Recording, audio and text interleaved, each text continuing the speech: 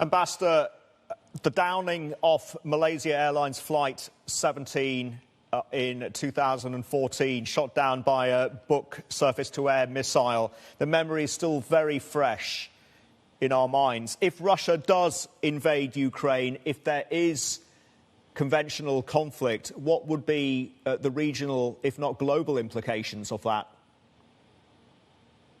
Well, I'm really glad you mentioned that horrific moment in 2014, because here in the United States, nobody's remembering that.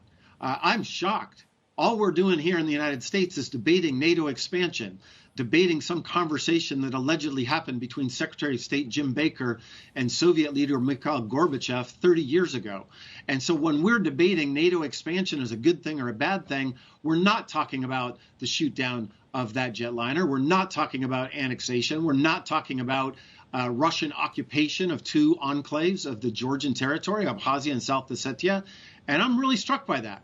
I find it surprising, and I think that means that Putin is winning the public relations conversation here. He's changed the channel. It's all about NATO expansion as being allegedly a threat to European security, and nothing about what I consider the real threats to European security, which is Russian belligerency. That, however, will change if Putin invades. And that gives me some cautious optimism that maybe he is satisfied with some of the gains he's made so far. Maybe further concessions are coming, and most certainly they're being talked about behind closed doors. And maybe he'll be content to have then pocketed those victories from the past in Georgia and Crimea, and now nobody ever talks about them.